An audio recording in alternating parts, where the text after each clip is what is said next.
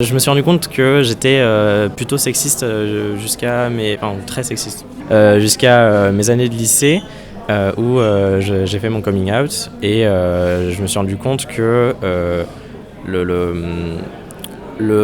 combat pour l'égalité entre les LGBT et les hétéros cisgenres et le combat féministe se recoupent énormément. Et qu'il y a, en tant qu'homme, il y a effectivement une barrière de virilité qu'on doit avoir en disant on doit être assez viril, on doit par exemple aimer le foot, ça fait plus 25 points, parler d'une certaine manière, ne jamais parler de ses sentiments, ça fait je sais pas, encore plus de points. Et ça a toujours été pas une barrière, effectivement j'ai dit barrière, mais c'est une prison. Parce que toujours, dans toute mon enfance, je voulais parler de mes sentiments, j'ai jamais aimé le foot, voilà. J'aimais jouer avec des poupées parce que, je sais pas, je trouve ça drôle.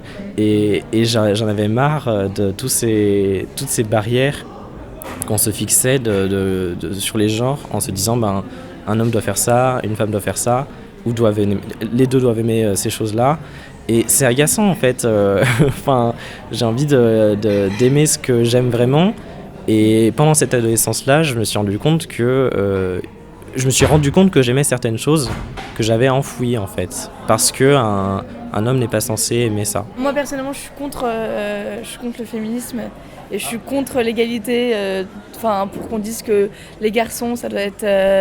qu'on revendique le fait que les garçons c'est bleu et que les filles c'est rose. Je vois pas le problème avec ça. En revanche, qu'on puisse pas pousser un garçon qui fasse de la danse classique, ça je suis contre. Mais je veux dire, j'aime pas stéréotyper tout, comme quoi il faut tout remettre en question. La nature fait on vit dans une société où les filles sont peut-être plus poussées à faire de la danse classique et les garçons plus du foot. Très bien, certes. Après, en effet, là où je serais contre, c'est des parents qui veulent pas que leurs enfants s'épanouissent à travers d'autres sports. Mais c'est pas pour autant que je vais dire j'avais lu justement un manifeste sur le féminisme, etc. Comme quoi, la femme était aberrée, qu'on puisse trouver dans le rayon des filles que des vêtements roses. Et garçon bleu, oui, c'est comme ça, mais pour moi, c'est pas un problème. Et une fille peut très bien porter du bleu, et un garçon peut très bien porter du rose s'il veut. Mais dans les codes, ça a toujours été comme ça.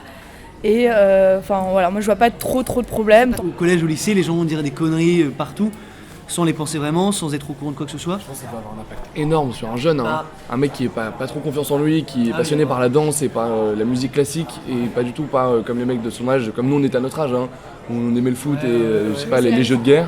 Mais je voulais dire, je pense aussi en école, moi ce qui parfois me dérange, c'est que pour toutes ces questions féministes, c'est parfois les propos des femmes, des filles, qui sont les plus choquants, moi je trouve.